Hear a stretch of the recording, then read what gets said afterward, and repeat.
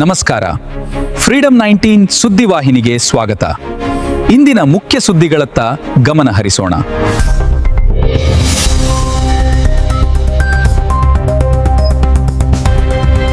ನಮಸ್ಕಾರ, ನೀವು ನೋಡ್ತಾ ಇದ್ದೀರಾ ಫ್ರೀಡಂ 19 ನ್ಯೂಸ್ ಚಾನೆಲ್.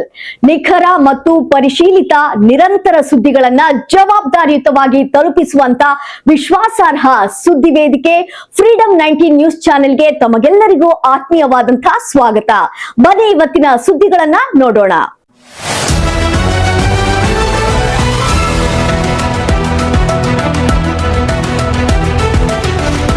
ಪಕ್ಷಕ್ಕೆ ಅತ್ಯಂತ ನಿಷ್ಠೆಯಿಂದ ಕೆಲಸ ಮಾಡಿ ಸಚಿವ ಸ್ಥಾನದಿಂದ ವಂಚಿತರಾಗಿದ್ದ ಹಾವೇರಿ ಜಿಲ್ಲೆಯ ಹಾನಗಲ್ ಕ್ಷೇತ್ರದ ಜನಪ್ರಿಯ ಶಾಸಕ ಹಾಗೂ ನಿಷ್ಠಾವಂತ ಕಾರ್ಯಕರ್ತ ಶ್ರೀ ಶ್ರೀನಿವಾಸ್ ಮಾನೆ ಅವರಿಗೆ ಈಗ ಬಿಗ್ ರಿಲೀಫ್ ಸಿಕ್ಕಿದೆ. ಕರ್ನಾಟಕ ಸರ್ಕಾರ ಶ್ರೀ ಶ್ರೀನಿವಾಸ್ ಮಾನೆ ಅವರನ್ನ ಕರ್ನಾಟಕ ಗೃಹ ಮಂಡಳಿಯ ಅಧ್ಯಕ್ಷರನ್ನಾಗಿ ನೇಮಕ ಮಾಡಿ ಅಧಿಕೃತ ಆದೇಶ ಹೊರಡಿಸಿದೆ.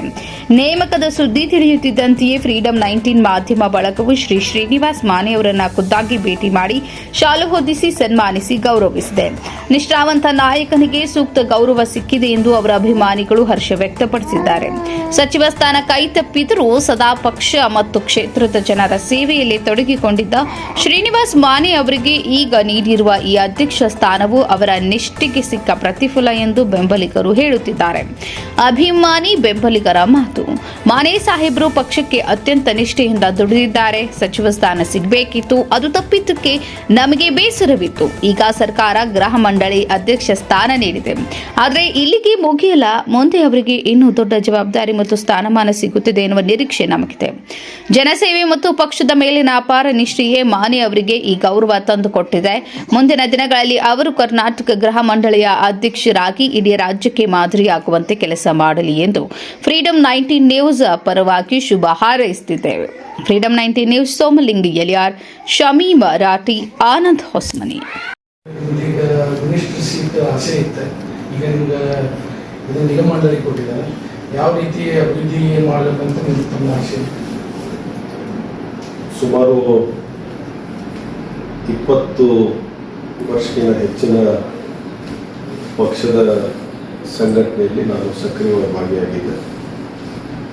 2 ಬಾರಿ ವಿಧಾನ ಪರಿಷತ್ತು ಮತ್ತು 2 ಬಾರಿ ವಿಧಾನಸಭೆಗೆ ಕಾಂಗ್ರೆಸ್ ಪಕ್ಷ ನನಗೆ ಅವಕಾಶ ಮಾಡಿಕೊಟ್ಟು ಸ್ಥಾನಮಾನವನ್ನು ಕೊಟ್ಟಿದೆ. ಪಕ್ಷದ ಸಂಘಟನೆಯಲ್ಲಿ ರಾಜ್ಯ ಮತ್ತು ರಾಷ್ಟ್ರ ಮಟ್ಟದಲ್ಲಿ ಕೊಟ್ಟಂಥ ಜವಾಬ್ದಾರಿಯನ್ನು ಭಾಳ ನಿಷ್ಠೆಯಿಂದ ನಿಭಾಯಿಸಿದ್ದೇನೆ ಮತ್ತು ಸಚಿವನಾಗಬೇಕಾದಂಥ ಅಭಿಲಾಷೆಯನ್ನು ಇಟ್ಕೊಂಡಿದ್ದೆ. ಆದರೆ ಪಕ್ಷದ ವರಿಷ್ಠರು ತೆಗೆದುಕೊಂಡ ತೀರ್ಮಾನಕ್ಕೆ ಬದ್ಧನಾಗಿ ಒಬ್ಬ ಕಾಂಗ್ರೆಸ್ಸಿನ ಶಿಸ್ತಿನ ಸಿಪಾಯಿಯಾಗಿ ಆ ತೀರ್ಮಾನವನ್ನು ಒಪ್ಪಿಕೊಂಡು ಇವತ್ತು ಗೃಹ ಮಂಡಳಿಯ ನೇತೃತ್ವವನ್ನು ವಹಿಸಿಕೊಂಡು ಅಲ್ಲಿ ಕೆಲಸ ಮಾಡಲಿಕ್ಕೆ ಇವತ್ತು ಪಕ್ಷ ಆದೇಶ ಮಾಡಿದ್ದಾರೆ, ಅವಕಾಶ ಮಾಡಿಕೊಟ್ಟಿದ್ದಾರೆ. ಇದನ್ನು ಖಂಡಿತವಾಗಿಯೂ ಕೂಡ ಆ ಮಂಡಳಿಗೆ ಮತ್ತು ಮಧ್ಯಮ ಮತ್ತು ಬಡವರ್ಗಕ್ಕೆ ನಿವೇಶನ ಆಗಲಿ ಅಥವಾ ಇನ್ನು ಇತರ ಯೋಜನೆಗಳು ಮಂಡಳಿಯಿಂದ ಕೊಡುವ ಮೂಲಕ ಕೆಲಸ ಮಾಡಲಿಕ್ಕೆ ನಾನು ಉತ್ಸುಕನಾಗಿದ್ದೇನೆ. ತಮ್ಮ ಕ್ಷೇತ್ರದ ಜನಕ್ಕೆ ಏನು ಹೇಳಕ್ಕೆ ಬಯಸ್ತೀವಿ?